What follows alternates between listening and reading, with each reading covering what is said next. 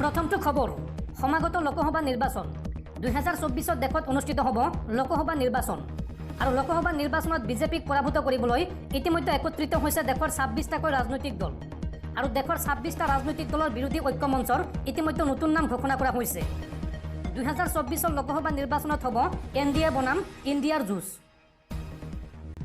সমাপ্ত হ'ল বিৰোধী মিত্ৰজোঁটৰ বৈঠক আৰু পৰৱৰ্তী বৈঠক হ'ব মুম্বাইত 2024 দেশত হ'ব এনডিএ বনাম ইণ্ডিয়াৰ যুঁজ বিৰোধী ঐক্য মঞ্চৰ নতুন নাম ঘোষণা কৰা হৈছে আজি মল্লিকাৰ্জুন খাৰ্গে ঘোষণা কৰিলে এই নতুন নাম ইউপিৰ নতুন নাম হ'ব ইণ্ডিয়া অৰ্থাৎ Indian national democratic inclusive alliance বিজেপিক পৰাভূত কৰাৰ লক্ষ্যৰে একত্ৰিত হৈছে দেশৰ বিৰোধী ৰাজনৈতিক দলসমূহ আৰু এই বৈঠকত প্ৰথমবাৰৰ বাবে অংশগ্ৰহণ কৰে দিল্লীৰ মুখ্যমন্ত্ৰী অৰবিন্দ কেজৰিৱালে বৈঠকত উপস্থিত থাকে নীতিশ কুমাৰ মমতা বেনাৰ্জী হেমন্ত চৰণেৰ লগতে লালু প্ৰসাদ যাদৱ আৰু বিৰোধীৰ বৈঠকৰ বাবে মুম্বাইৰ পৰা গৈ বাংগালুৰুত উপস্থিত হয় এনচিপিৰ মুৰব্বী শাৰদ পাৱাৰ দেশৰ 26টা দল একত্ৰিত হৈ প্ৰস্তুত কৰিছে ৰণকৌশল আৰু মহামিত্ৰজোঁটে গ্ৰহণ কৰিব বহু উমৈহতীয়া কাৰ্যসূচী পৰৱৰ্তী খবৰ অসমৰ নিবনুৱা যুৱক যুৱতীসকলৰ বাবে ভাল খবৰ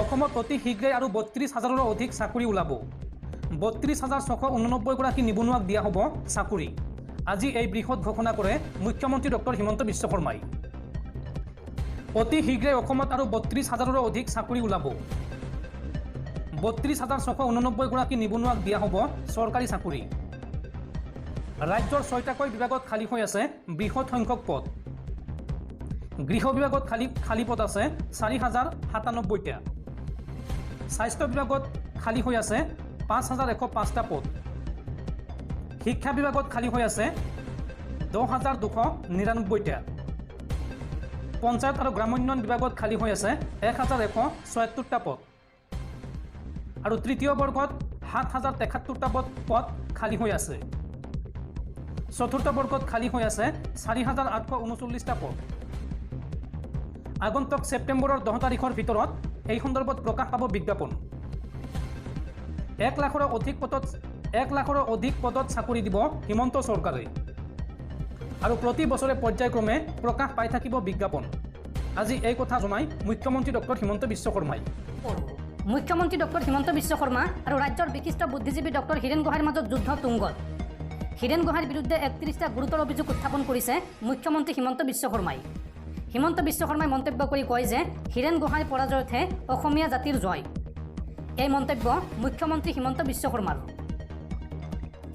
অসমত জংগলৰাজ আৰু অশান্তি বিচৰা এজন মানুহ হৈছে ডক্টৰ হীৰেন গোহাঁই এই মন্তব্য মুখ্যমন্ত্ৰী ডক্টৰ হিমন্ত বিশ্ব শৰ্মাৰ হিমন্ত বিশ্ব শৰ্মাই লগতে মন্তব্য কৰি কয় যে প্ৰতি 5 বছৰৰ মূৰে মূৰে আদৰ্শ আৰু কথা সলাই থাকে হীৰেন গোহাঁইয়ে হীৰেন গোহাঁইয়ে বগা বুলি ক'লে অসমীয়া মানুহে কলা বুলি ধৰি ল'ব লাগে হীৰেন গোহাঁইৰ বিৰোধিতা কৰাতহে অসমীয়া মানুহৰ বিজয় তেতিয়াহে অসমখন শান্তিত থাকিব কাৰণ তেওঁ এজন এনাক্ৰিষ্ট হীৰেন গোহাঁই জীৱনত অসমীয়া মানুহৰ পক্ষে স্থিতি লৈ পোৱা নাই অসম আন্দোলনৰ সময়ত হিন্দু বঙালীৰ সপক্ষে মাত মাতিছিল হীৰেন গোহাঁইয়ে আৰু কা আন্দোলনৰ সময়ত বঙালী হিন্দুৰ বিৰোধিতা কৰিলে হীৰেন গোহাঁইয়ে নিজৰ জীৱনকালত ইমান কথা সলোৱা তেওঁই একমাত্ৰ মানুহ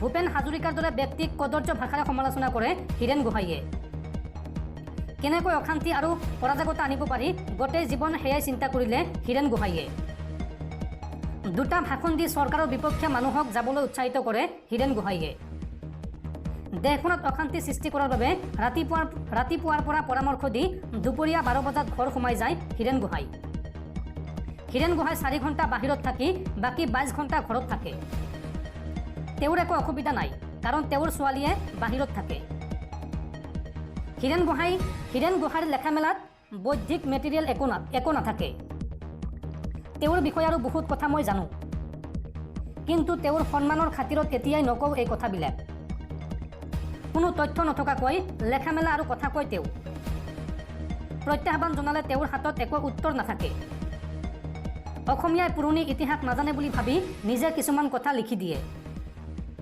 হীৰেন গোহাঁইৰ লিখনিত বৌদ্ধিক উৎকৰ্ষ মই দেখা নাপাওঁ ময়ো দল সলাইছোঁ কিন্তু কথা সলনি হোৱা নাই কংগ্ৰেছত থাকোঁতেও অসমীয়া মুছলমানৰ সপক্ষে কৈছিলোঁ আৰু আজিও কওঁ। হীৰেন গোহাঁই নিবিচাৰে অসমখন আগুৱাই যাওক। এই মন্তব্য কৰে মুখ্যমন্ত্ৰী ডক্টৰ হিমন্ত বিশ্ব শৰ্মাই। মুখ্যমন্ত্ৰীগৰাকীয়ে লগতে মন্তব্য কৰি কয় যে হীৰেন গোহাঁইৰ ঘৰৰ কাষত সুন্দৰ ফ্লাইঅভাৰ বনাই দিলেও তেওঁ গণ্ডগোল বিচাৰি পাব। বিশ্ববিদ্যালয় এখন বনাব খুজিলেও তেওঁ গণ্ডগোল বিচাৰি পায়। কেঞ্চাৰ ৰোগীক আমেৰিকাত লৈ গৈ চিকিৎসা কৰালেও তেওঁৰ সমস্যা হয়। CIA এৰোপ্লেন লৈ তেওঁৰ ঘৰৰ ওপৰত ঘূৰি আছে বুলি কোৱা মানুহে তেওঁ। সেই মানুহজনৰ বৈদিক ভাৰসাম্যৰ ওপৰতো আমি চিন্তা কৰিব লাগিব। হীৰেন গোহাঁইয়ে অসমক উন্নত ৰাজ্য হিচাপে চাব নিবিচাৰে। ৰাজ্যৰ বিশিষ্ট বুদ্ধিজীৱী ডক্টৰ হীৰেন গোহাঁই সন্দৰ্ভত এই মন্তব্য কৰে ৰাজ্যৰ মুখ্যমন্ত্ৰী ডক্টৰ হিমন্ত বিশ্ব শৰ্মাই। পৰৱৰ্তী খবৰ, এইবাৰ বিপদত পৰিছে AIUDF প্ৰধান মৌলানা বদৰুদ্দিন আজমল। সাংসদ বদৰুদ্দিন আজমলৰ বিৰুদ্ধে লখিমপুৰত গোচৰ ৰুজু অসমীয়া যুৱ মঞ্চৰ। এইবাৰ সাংসদ বদৰুদ্দিন আজমলৰ বিৰুদ্ধে গোচৰ ৰুজু হ'ল লখিমপুৰত। অসমীয়া যুৱ মঞ্চৰ কেন্দ্ৰীয় সমিতিৰ কাৰ্যকৰী সভাপতি ধৰ্মকান্ত গগৈয়ে ধুবুৰী লোকসভা সমষ্টিৰ সাংসদ বদৰুদ্দিন আজমলৰ বিৰুদ্ধে ৰুজু কৰিছে গোচৰ। ৰাজ্যখনৰ কৌটিকলীয়া ভাতৃত্ববোধ ঐক্যতা আৰু সম্প্ৰীতিত প্ৰচণ্ড কুটাৰাঘাত কৰি উগ্ৰ সাম্প্ৰদায়িক মন্তব্য কৰাৰ বাবে অসমীয়া যুৱ মঞ্চৰ হৈ মঙলবাৰে লখিমপুৰ জিলাৰ লখিমপুৰ সদৰ থানাত এখন এজাহাৰ দাখিল কৰিছে। অসমীয়া যুৱ মঞ্চৰ কাৰ্যকৰী সভাপতি গগৈয়ে কয় যে সাংসদ বদৰুদ্দিন আজমলে মুছলমানসকলে খোৱা সকলো খাদ্য বা মাংস হিন্দুসকলেও খাব লাগে আৰু দেশৰ প্ৰধানমন্ত্ৰী মুখ্যমন্ত্ৰীয়েও খাব লাগিব বুলি এক ভয়ানক সাম্প্ৰদায়িক মন্তব্য কৰিছে। হিন্দুসকলৰ আৰাধ্য জীৱ গৰুক ভক্ষণৰ কথা কৈ সাংসদগৰাকীয়ে হিন্দুসকলৰ আৱেগ অনুভূতিত চূড়ান্ত পদাঘাত কৰা বুলি অভিযোগ উত্থাপন কৰি হিন্দু মুছলমানৰ মাজত সাম্প্ৰদায়িক সংঘাত সৃষ্টিৰে অসমত অশান্তিৰ বীজ বিয়পাব বিচৰা বুলিও মন্তব্য কৰে। ৰাজ্যখনৰ ঐক্য সম্প্ৰীতিৰ বান্ধন উফৰাই এক অশান্তিকৰ আৰু ধৰ্মীয় সংঘাত সৃষ্টিৰ উদ্দেশ্যৰে এইগৰাকী সাংসদে কৰা এই উগ্ৰ সাম্প্ৰদায়িক মন্তব্যৰ তীব্ৰ বিৰোধিতা কৰি মঞ্চৰ কেন্দ্ৰীয় সমিতিৰ কাৰ্যকৰী সভাপতিগৰাকীয়ে সদৰ থানাত ৰুজু কৰা গোচৰ ইতিমধ্যে পঞ্জীয়ন কৰিছে। পৰৱৰ্তী খবৰ, ভাৰতীয় যুৱকৰ প্ৰেমত পৰি ভাৰতলৈ অহা এগৰাকী পাকিস্তানী মহিলাক গ্ৰেপ্তাৰ আৰক্ষীৰ। একাংশৰ মতে এই মহিলাগৰাকী আচলতে প্ৰেমিকা নহয়। এই মহিলাগৰাকী হৈছে পাকিস্তানী চোৰাংচোৱা। এই মহিলাগৰাকীক গ্ৰেপ্তাৰৰ সময়তে পলায়নৰ চেষ্টা কৰিছিল। এই মন্তব্য কৰিছে তদন্তকাৰী আৰক্ষী বিষয়াই। এজন ভাৰতীয় যুৱকৰ প্ৰেমত পৰি 4 সন্তানৰ সৈতে পাকিস্তানৰ পৰা আহিছিল এগৰাকী মহিলা। বিগত কেইটামান দিন ধৰি এই মহিলাগৰাকী বিশেষ চৰ্চাত আছে। একাংশৰ মতে এই মহিলাগৰাকী পাকিস্তানৰ চোৰাংচোৱা। ইয়াৰ মাজতে আৰক্ষীয়ে গ্ৰেপ্তাৰ কৰে পাকিস্তানী মহিলা সীমা গোলাম হাইদৰক। মঙলবাৰে নয়ডা আৰক্ষীয়ে কয় যে গ্ৰেপ্তাৰৰ সময়ত তেওঁ পলাই যাবলৈ চেষ্টা কৰিছিল। খবৰ অনুসৰি সীমাই তেওঁৰ 4টা সন্তানৰ সৈতে নেপাল সীমান্তৰে ভাৰতলৈ আহিছিল আৰু তাৰ পাছতে তেওঁ শচীন মীনা নামৰ যুৱকজনৰ সৈতে থাকিবলৈ লৈছিল। শচীনক তেওঁ 2019 চনত পাবজি খেলৰ জৰিয়তে লগ পাইছিল। ভিছা অবিহনে অবৈধভাৱে ভাৰতত প্ৰৱেশ কৰাৰ বাবে সীমাক গ্ৰেপ্তাৰ কৰা হৈছে।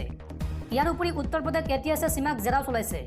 নয়ডা আৰক্ষীয়ে দাখিল কৰা এজাহাৰ অনুসৰি সীমাই কৈছিল যে তেওঁ 13 মে'ত ভাৰতলৈ ভিছা পোৱাৰ সম্ভাৱনা নাছিল, যাৰ বাবে তেওঁ 4 সন্তানৰ সৈতে প্ৰথমে নেপাল আৰু তাৰ পাছত বাছেৰে দিল্লীলৈ আহিছিল। আনহাতে অবৈধ অনুপ্ৰৱেশকাৰীক আশ্ৰয় দিয়াৰ বাবে শচীনকো গ্ৰেপ্তাৰ কৰা হৈছে। উল্লেখযোগ্য যে সীমাক লৈ বহু লোকে সন্দেহ কৰিছে, কিয়নো কোনোমতে প্ৰাথমিক শিক্ষা সাংকৰা বুলি দাবী কৰা সীমাই অতি সহজে হিন্দী আৰু ইংৰাজী ভাষা ক'ব পাৰে। ইয়াৰ উপৰি সীমাৰ এনে বহু দিশ আছে যাৰ বাবে সীমাক বৰ্তমান সন্দেহৰ আৱৰ্তত ৰাখিছে। পৰৱৰ্তী খবৰ, সলনি হ'ব পাৰে ইংৰাজীত ইণ্ডিয়াৰ নাম। ইণ্ডিয়াৰ নাম সলনি হৈ হ'ব পাৰে ভাৰত। ব্ৰিটিছে দিয়া নাম হৈছে ইণ্ডিয়া। হঠাৎ ইণ্ডিয়া আৰু ভাৰতৰ সভ্যতাৰ সংঘাতৰ প্ৰসংগ মুখ্যমন্ত্ৰী হিমন্ত বিশ্ব শৰ্মাৰ মুখত। ইণ্ডিয়া নহয়, ভাৰতৰ হকে কাম কৰিব খোজে মুখ্যমন্ত্ৰী হিমন্ত বিশ্ব শৰ্মাই। ব্ৰিটিছেহে আমাৰ দেশৰ নাম ইণ্ডিয়া কৰিলে, এই মন্তব্য মুখ্যমন্ত্ৰী হিমন্ত বিশ্ব শৰ্মাৰ। আমি উপনিৱেশিক চিন্তাধাৰাৰ পৰা নিজকে মুক্ত কৰিব লাগিব। আমাৰ সভ্যতাৰ সংঘাত ইণ্ডিয়া আৰু ভাৰতক লৈ কেন্দ্ৰীভূত হৈ আছে। আমাৰ পূৰ্বপুৰুষে ভাৰতৰ বাবে যুঁজ দিছিল। আমি ভাৰতৰ বাবেহে কাম কৰি যাম, এই মন্তব্য কৰে হিমন্ত বিশ্ব শৰ্মাই। বিজেপি ভাৰতৰ বাবে বুলি ক'লে হিমন্ত বিশ্ব শৰ্মাই। হঠাৎ ইণ্ডিয়া নামটোৰ বিৰোধিতা অসমৰ মুখ্যমন্ত্ৰী হিমন্ত বিশ্ব শৰ্মাৰ।